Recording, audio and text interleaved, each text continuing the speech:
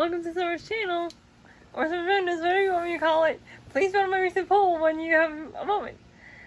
With the shows, with our Ninja Turtles, no, sorry, I mean, Descendants, something else, I don't know. So as you'll see in the thumbnail, I bought this little dog that does this. Yes, this is gonna go, guys. So just so you know. This is gonna go, guys.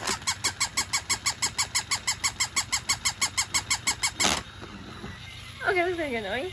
Yes. and then call some randomness. It's not called Summer's dog.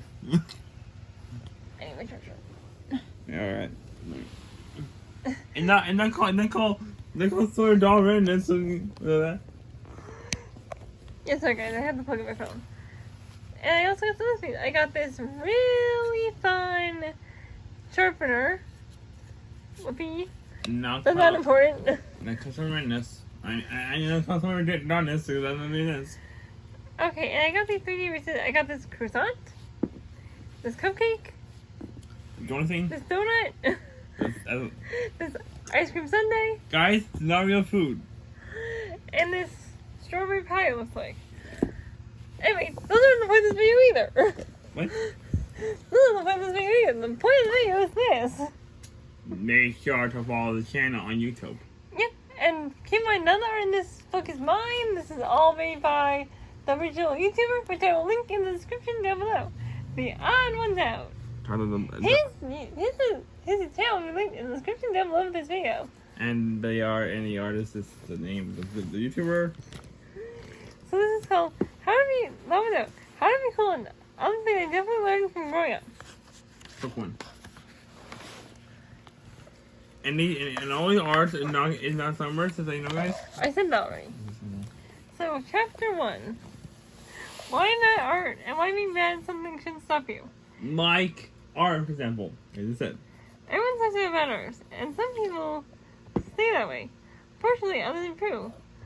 No one likes to hear this, but improvement is mostly the result of several hundreds of hours of practice. If adults told children how much work it takes to become an artist, they would have been the dream and make other plants summer in the middle of kindergarten. That's why adults tell kids that they're great artists if they're actually terrible. And here's a little frog named Frank. And you need to name like air picture. Give me a picture up here. And then, if you look at my early drawings, you wouldn't think I would grow up to be an artist. My pictures were never the sort that ended up being proudly displayed on the fridge. Most of the pictures were displayed twin sister Faith. She was such a natural drawing, and you could actually tell what her pictures were.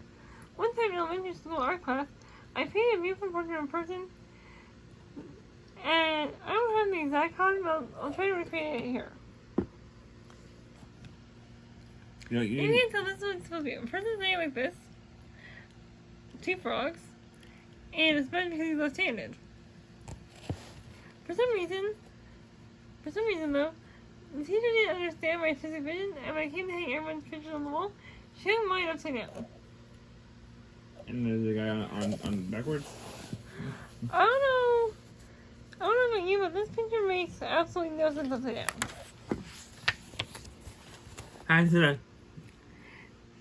Faith, on the other hand, showed much more artistic talent than when we were both remote enrolled for an after-school art programs.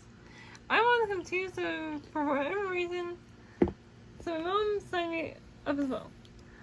While Faith drew pictures of realistic-looking cats, dogs, and other animals, I painted a chicken, Godzilla. So here's Faith's picture and James's picture. Okay, I can tell people who Faith is. No, he literally said that's his sister. He said that like 5 times by now. I don't believe you right now. You know what you're for. Anyway, look, here is held an airplane's flight path, as we can see here with the airplane. Not sure about the string on camera. Different story. You. And you for and eggs. And he says, that's art. Well, art can be anything you want. Guys, go to this place like that. That's where it's going to? Something like that? Yeah, move out of the way so I can show them what you made. And that over there is an example of art being anything. Okay. Oh, You can get back up now. on your That flower pot craft that you just saw on screen that you have on my foot there. is the example of art being anything. Can you even say? Can you really be in this video? Yeah, I'm just asking. Okay, anyway. After that class ended, I didn't draw very much. The first piece still belongs to Faith. I don't remember any of the art teachers at school encouraged me, but if they were probably only being polite. Then junior high happened, and I drew a comic to impress girls. Drew the fan Twilight. Twilight the movie, not the My Little Pony character, in case you're wondering. Should I show the Twilight the here so they know who you're supposed to talk about? No, I'm just making sure they know that. I like how he said when he was to me somewhere, they're like, Twilight the movie, not Twilight the My Little Pony character. And so I made a comic about people watching the movie. It wasn't funny, and it wasn't drawn, so it was a milestone. You guys can try and read this, I ain't going to. Or James says in one of his YouTube videos, you could do this because I'm going on crap or something like that. So yeah, you guys can try reading that if you want. This is the original comic, by the way. I gave that to the girl. I don't know whether she appreciated it or kept it. But since I had so much fun drawing the comic, I redrew it and showed it to my friends. Okay, so you know what's your name? We're just gonna call it. We're going to call it a name. I'm gonna give her a name. Okay. I'm gonna use this. I'm gonna call her Bluey. Her name. Anyway, I don't know if they appreciate it either, but I decided to keep doing comic strips. I began drawing 6 strips a week and passing them around to my friends, who would read them while they were supposed to listen to our teachers. My friends loved this pastime. My teachers not so much. I had a teacher crumble a page of. I once had a teacher crumble a page full of my strips to me because he claimed they were distracting class.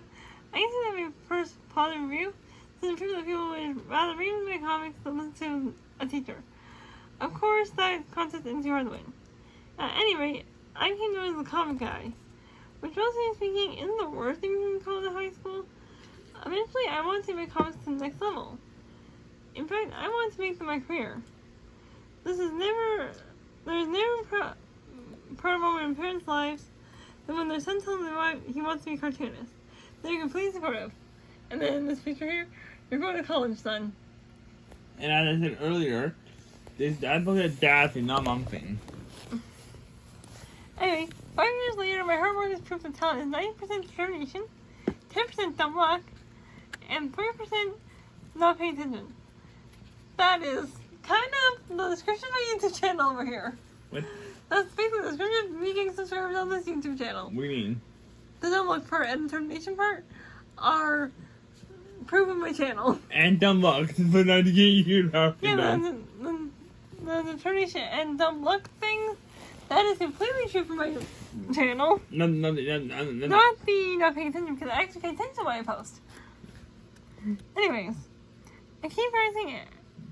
And now while Faith draws stagnation landscapes, I have pale mole characters.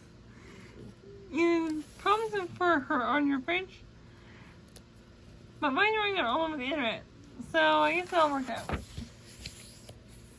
We're going to read chapter 2 as well, but that's the last one we're going to do for tonight. And as I said earlier, before you did this video on your YouTube channel. Yeah, so this Harry the Moth video is actually a video on his channel. So go watch it after this. Anything I want to. Yeah, the channel will be linked in the description down below as a reminder. And if you want to go watch it. I don't know if it's funny or not there. My favorite name for you is Cricket. Now this part isn't in the video, this is just something they're saying for us. I don't know how she came up with that name. It doesn't have anything to do with the next story except that they both deal with bugs. And then he says, maybe we should put a star or something. That's how you now. I'm not really insect fan. Lands are okay, I guess. Jumping bugs, not so much. Get the joke? There's no such thing as jumping bugs. That's it. And these people live in Mexico. They live in Arizona, not Mexico. So, yeah, Arizona, there we go. Anyway, ask most people what their favorite bug is. More than not, they'll tell you that it's butterflies. Which is weird, since butterflies are just basically colorful moths. But for some reason, everybody thinks butterflies are better than moths. We read children's books about butterflies, we use them as metaphors of change. We go and field and frolic around trying to catch them with nets. And some people even collect them. Granted, those people then impale the butterflies onto boards for display, but whatever. It's still a compliment. How many other instances do they get that much affected? Imagine if we love cockroaches this much. That's creepy. Moths, on the other hand, are like the white trash version of butterflies. Even though moths and butterflies are practically the same creature, we use moths as a ref. We laugh at them for flying to light bulbs, even though butterflies do that too if they want to sleep at night. Moths are so attracted to bright light that they'll follow it even if it kills them. You might think that sort of behavior makes them stupid, but it shows how dedicated they can be. We even get mad at moths for eating our clothes, but butterflies like to taste our clothing. You know they wouldn't hesitate to jump down on our laundry. Actually, butterflies probably think they're too good for your clothing. They enjoy the fire thing like stars. You hear that? Butterflies think they're too good for your t-shirts.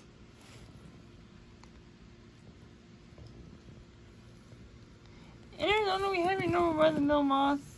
You know what I'm talking about. Small, gray. They kind of look... And they look like somebody's favorite airplane design. But we also have something called the white-line sphinx moth. And these moths are like the Godzilla of the moth world. I think there is a giant moth in the Godzilla universe. Mothra. This is how much we don't like moths. We tell them it's a season-strong monsters. When will the hate end? I'm sure when they filmed Mothra, they didn't have to use any special effects. They just used the white-line sphinx moth. Those things would be of humors if they wanted. And then this picture. Anyway, one night, when I was 5 years old, one of these big boys was chilling on our porch light, just hanging out because they loved themselves some. It was very difficult to try to find a merplay that wants to hang out on your doorstep. Not gonna happen. I guess someone opened the door and he got inside the house. So the moth in this photo says, well, like, this place is absolutely glittering. The moth's famous heel is Susie across the threshold. I don't know what they want to inside, what they was inside our house. Then we have a moth diving to the. Oh wait, my brush has been depleted. These are just for times. But whatever the moth was doing, it sure turned out. The next morning, my sister and I found him on the kitchen windowsill just lying there, probably thinking about being outside and trying to escape. He pretty much gave it up, or maybe he was asleep, because we just scooped up and put him in a jar. And he became our new pet. Yeah, you see the care names in this, I think. So Faith, who is James' sister, as he said before, said, can we keep him? And then James says, he broke into our house. Faith decided to call him Harry. This moth wasn't Harry at all. So that didn't make sense, but we were 5, so I didn't have to. And as a little side note that he doesn't actually say in the video, is around the same time we also have a stray calico cat. We call her Calico. Really, Harry should have been thankful he ended up with the name off. If you don't know who Calico is, watch his James cat video. Yeah. He had a lot of cats. Like 7, I think he said. Anyways, we put leaves in his jar, which might have been good if he was still a caterpillar. But we were sure we were taking care of him. We probably should just put up a t-shirt. And then we have a little picture of Harry wearing a t-shirt. Wow, this is a long video. I wasn't thrilled as we were to have a new pet. Well, I have a good idea, she said. Maybe take Harry to your kindergarten tomorrow, and I don't know, maybe he can class pet there. This was back when I thought my mom had good ideas, so we decided to take Harry to school. Because how cool would it be to bring your class a pet you captured and enslaved yourself? My teacher realized pretty quickly that having a class pet unless it was shorter than the school year, wasn't a smart idea. Instead of keeping Harry studying nature in an educational sort of way, or at least watching him grow lethargic and despondent, bringing him watching his stories on TV. Just like we learn about nature by taking Harry out on reason and releasing him. It seemed to be a good idea to us, but we were fine. That's like we thought we teach our good ideas. Yeah. A lot of kids' movies have talking animals in them, and usually these animals don't like to be harmed. They want to be free and live out in the wild. Think Finding Nemo, Spirit, and Happy. Also think of every other animal movie ever. Name two animal movies.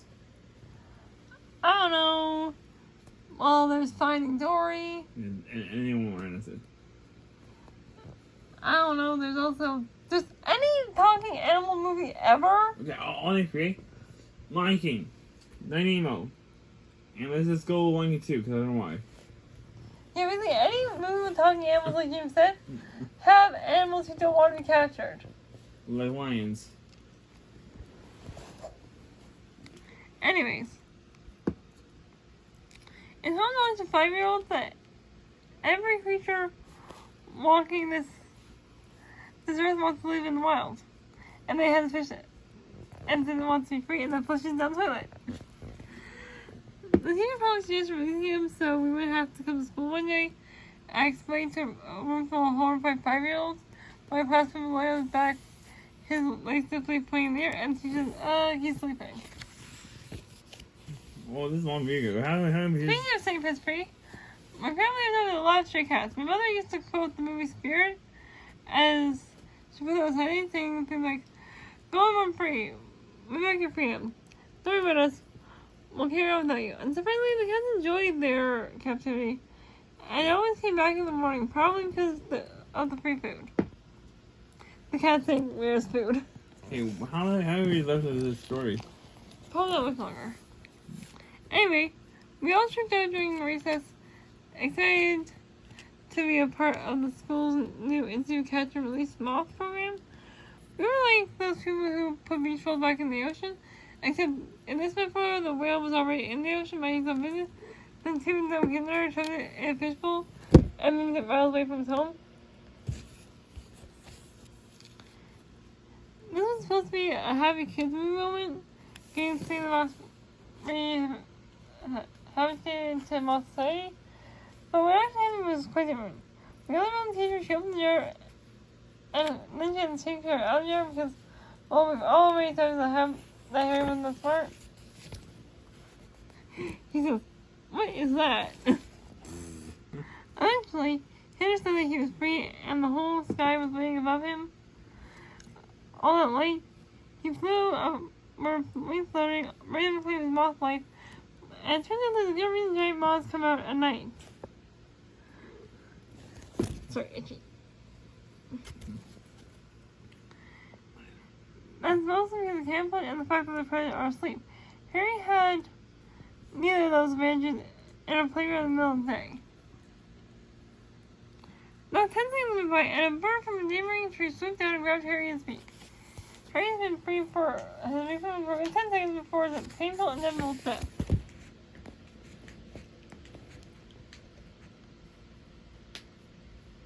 Arrow.